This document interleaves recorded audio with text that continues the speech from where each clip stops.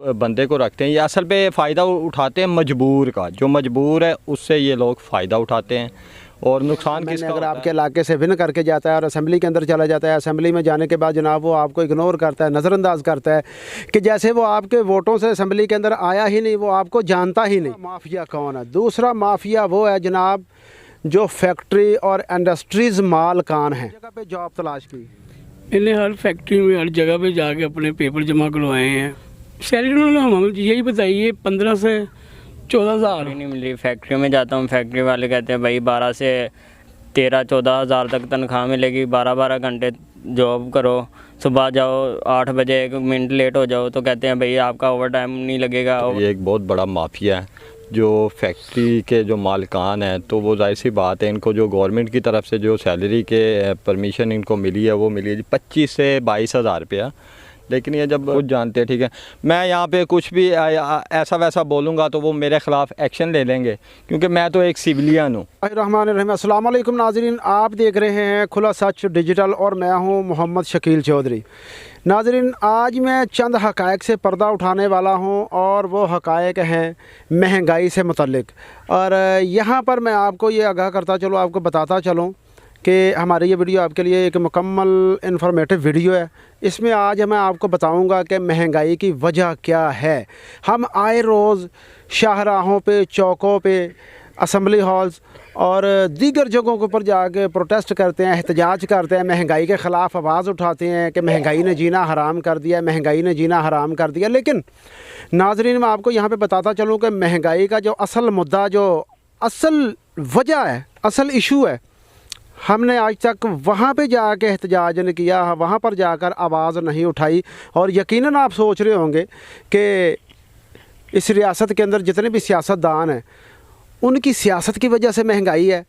और ये फिर किस तरह से जो है ना दूसरी तरफ हमें कोई इशारा दे रहे हैं कि महंगाई की वजह क्या है और इसके ज़िम्मेदारान कौन हैं। जी बिल्कुल, सियासतदान भी इसके ज़िम्मेदारान हैं, लेकिन इसके साथ एक और माफिया का और तबका भी जो है ना इसमें शामिल हाल है।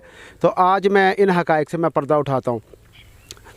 अच्छा नाज़रीन, सबसे पहले बात तो ये है कि जब भी इलेक्शन हो, मेरी आपसे रिक्वेस्ट है कि अपने रियासत के लिए, आवाम के लिए, मुल्क के लिए, अपने लिए ऐसे सियासतदानों का चुनाव करें कि जो बिल्कुल असेंबलीज़ के अंदर जाकर आपकी आवाज़ उठाएं। ये ना हो कि वोट के वक्त जो ना आपके गली मोहल्लों के दरवाज़ों के, आपके मोहल्लों के चक्कर लगाने वाले सियासतदान बाद में आपको नज़र ही ना आए। तो बिल्कुल ऐसे लोगों को जो है ना वोट ना कास्ट करें, ऐसे लोगों को, बिल्कुल ऐसे लोगों का चुनाव ना करें कि जो सिर्फ मतलब की हद तक, वोट की हद तक जो है ना भीख मांगने के लिए आते हैं। भीख मांगने के बाद अरबों खरबों में खेलते हैं, करोड़ों में खेलते हैं और उसके बाद गायब हो जाते हैं। उन्हें आपसे कोई भी सरोकार नहीं है। ऐसे लोगों को बिल्कुल वोट को कास्ट ना करें, बिल्कुल इज्तनाब करें अपने लिए, अपने वतन के लिए और अपनी नस्लों के लिए।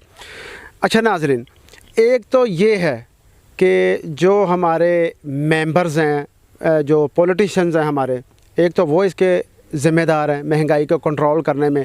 वो किस लिहाज से ज़िम्मेदार हैं कि उनके जो ज़िम्मेदारियाँ, उनकी वो ज़िम्मेदारियाँ के अंदर उनमें ये चीज़ शामिल है कि उनको चाहिए कि वो हरदम कोशा रहें कि महंगाई का ग्राफ कम हो और ख़ुद साख्ता महंगाई करने वालों लोगों के ख़िलाफ़ एक्शन लें, कार्रवाइयाँ करें। अब यहाँ पे क्या है कि अगर मैं अपनी बात को फिर उसी तरफ मैं करता हूँ कि अगर एक MP MN अगर आपके इलाके से विन करके जाता है और असेंबली के अंदर चला जाता है, असेंबली में जाने के बाद जनाब वो आपको इग्नोर करता है, नज़रअंदाज करता है कि जैसे वो आपके वोटों से असेंबली के अंदर आया ही नहीं, वो आपको जानता ही नहीं, जॉब का, आप लोगों के हकूक़ का जो ख्याल नहीं कर सकता। दूसरा माफिया कौन है? दूसरा माफिया वो है जनाब जो फैक्ट्री और इंडस्ट्रीज़ मालकान हैं। यहाँ पे मैं आपको ये बताता चलूँ कि जब गवर्नमेंट की जानिब से ये ऐलान किया जाता है कि जनाब लेबर की सैलरी जो है ना वो 20,000 और ड्यूटी 8 घंटे मुकर्रर की गई है, तो अब ये माफिया क्या करता है कि मज़दूर से 10 से 12 घंटे काम लेता है और 12, 14, 15, 16 हज़ार तक सैलरी उनको देता है।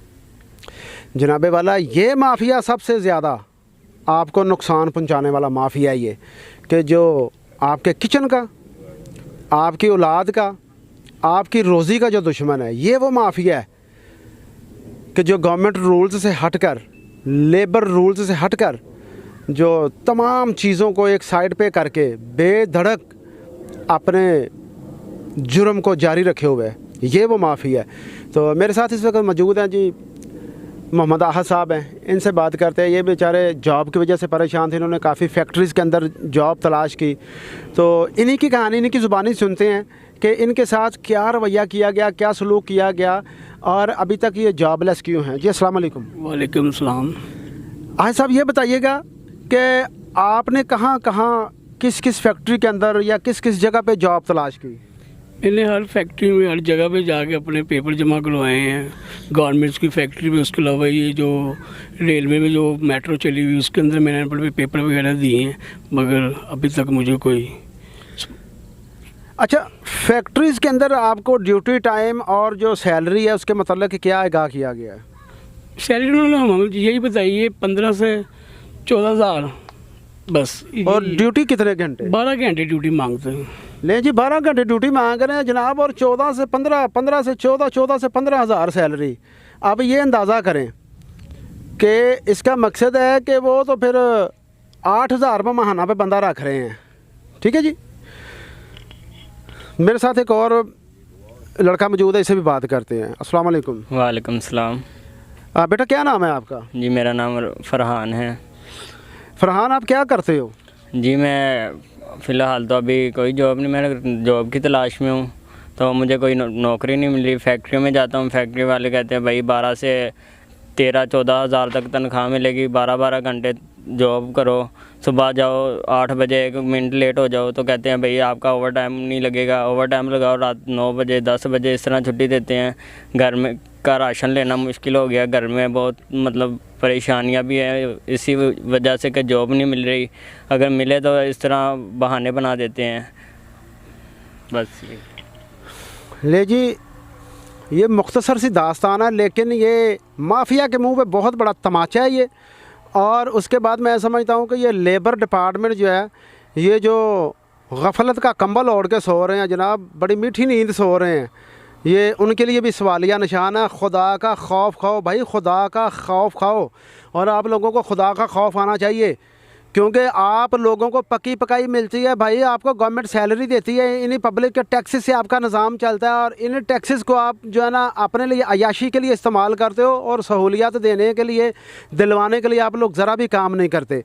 तो यहाँ पे मैं लेबर डिपार्टमेंट को मैं चैलेंज करता हूँ कि आप लोग बिल्कुल देखिएगा कि आपका रिज़्क़ हलाल है, और अगर रिज़्क़ हलाल है तो मुझे ज़रूर बताइएगा, कमेंट सेक्शन के अंदर मुझे कमेंट्स करके बताइएगा कि जी बिल्कुल हमारा रिज़्क़ हलाल है। अगर आप समझते हैं कि आपका रिज़्क़ हलाल है और आप बिल्कुल रिज़्क़ हलाल कमा रहे हैं, तो जनाब फिर ये शिकवे सुनने को ना मिले। जी अस्सलाम वालेकुम। वालेकुम अस्सलाम। हाँ भाई, क्या नाम है आपका? जमशेद जी। अच्छा जमशेद साहब, ज़रा कैमरे के सामने आ जाइएगा। अच्छा ये बताइएगा कि अभी जो बेरोज़गारी है, और इस पे हम इस टॉपिक पे बात कर रहे हैं, इसमें सियासतदान भी ज़िम्मेदार हैं, और इसमें जो business industry, factory mafia, market mafia, वो भी इसी के अंदर शामिल है। तो इस पे आप क्या कहेंगे? इस पर अब मैंने क्या कहना है, ये बात आपकी बिल्कुल हकीकत है, ऐसे ही है। तो ये एक बहुत बड़ा माफिया है जो फैक्ट्री के जो मालिकान हैं, तो वो जाहिर सी बात है, इनको जो गवर्नमेंट की तरफ से जो सैलरी के परमिशन इनको मिली है, वो मिली है 25 से 22,000 रुपया। लेकिन ये जब बंदे को रखते हैं, ये असल पे फ़ायदा उठाते हैं मजबूर का, जो मजबूर है उससे ये लोग फ़ायदा उठाते हैं, और नुकसान किसका होता है? हम जैसे लोगों का होता है। तो बस यही मैं कहना चाहूँगा, अपने आप को ठीक करें। सबसे पहले हमें ख़ुद को ठीक करना पड़ेगा, फिर हमारा मुल्क ठीक होगा। मुल्क ठीक होगा तो हमारा जो मुल्क है तरक्की करेगा। सबसे पहले गलती तो हमारी, हम लोगों की है, किसी की भी नहीं है। वो कैसे गलती है? वो गलती ऐसे है, मैंने इतने ज़्यादा लोग देखे हैं, बहुत ज़्यादा वो पढ़े लिखे हैं, एजुकेशन है, लेकिन वो बेचारे जॉब की तलाश में, जॉब नहीं उनको मिल पा रही। अगर उनकी डिमांड कितनी है, उनकी डिमांड है जी 50,000, 60,000, 70,000। मैं कहता हूँ यार, ना होने से तो बेहतर है ना, 15 आ रहा है, 16 आ रहा है, 17 आ रहा है, 14 आ रहा है, ना होने से तो बेहतर है ना कुछ तो आ रहा है ना। आप अपना टाइम तो गुजारें, टाइम को वेस्ट मत करें, मेरा बस यही कहना है। अच्छा चलिए जी, आपका कहना यह है कि वो टाइम को वेस्ट मत करें, लेकिन यहाँ पे सवाल ये पैदा होता है कि अगर एक बंदा कमाने वाला और 8 घर के फ़र्द खाने वाले हो, तो वो 14-15 हज़ार में और 12 घंटे ड्यूटी क्या वो अफोर्ड कर पाएगा? वो जहनी तनाव का शिकार नहीं होगा? बिल्कुल होगा, लेकिन उसके अलावा उसके पास ऑप्शन क्या ये बता देना आप। ऑप्शन ही कोई नहीं, क्या करेगा? अच्छा, आप समझते हैं कि इसमें लोग खुद भी बेरोज़गारी के ज़िम्मेदार हैं? तो ज़्यादातर 90% खुद है। और जो 1% कर रहे हैं काम, आपके ख्याल में वो ठीक कर रहे वो हैं? बिल्कुल ठीक कर रहे हैं, वो बिल्कुल सही जगह पे लगे हैं। मैंने तो एक छोटी सी मिसाल दी थी, तो जैसे एक बंदा 1-2 महीने आप मुश्किल टाइम गुजारें, 14-15 हज़ार रुपये में आप सैलरी पे गुजारा करें, उसके बाद आपके पास अगर 14,000 रुपये आपको सैलरी मिल रही है, तो 10,000 रुपये आप स्टॉक कर दें। 2 महीने अपने घर पर बोल दें जी मैंने आपको पेमेंट, आपको मैंने खर्चा वगैरह नहीं देना, ठीक है।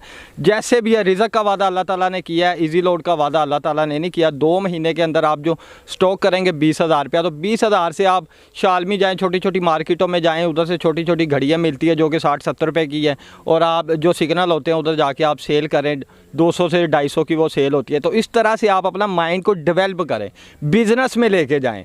तो आप बजाय ये रोने धोने जी मेरी सैलरी होनी चाहिए 25,000 30,000, गवर्नमेंट कुछ नहीं करेगी, आपको खुद हिम्मत करनी पड़ेगी, हमारे साथ कोई नहीं खड़ा होगा। लेकिन जमशेद साहब, बात यह है कि जब बेरोज़गारी होगी तो इस पर आप कह रहे हैं कि अगर वो बंदा 10-15-20 हज़ार रुपये पे अगर वो सैलरी पे काम करता है, उसके बाद अपनी सैलरी जो है ना वो उसकी सेविंग करे और वहाँ पे मार्केट से जाके घड़ियाँ या दीगर सामान ला के तो उसको सेल आउट करे। तो जब बेरोज़गारी होगी, तो जब जेब में 60 रुपये छोड़ के 20 रुपये नहीं होंगे, तो इसका मकसद है वो जो सेविंग इन्वेस्टमेंट में गई है वो भी तो 20,000 ज़ाया चला जाएगा फिर। नहीं, कैसे जाएगा? मैं यही तो आपको कह रहा हूँ। जब मजदूरी नहीं मिलेगी, मजदूर के पास खाने के लिए कुछ नहीं होगा, तो वो घड़ी कैसे खरीदेगा? नहीं मिलेगी, क्यों नहीं मिलेगी? अगर 14,000 रुपया सैलरी, यही तो मैं कह रहा हूँ, 4,000 रुपया आप खा लें, 10,000 रुपया सेव करें, मुश्किल टाइम 2 महीने गुजारें।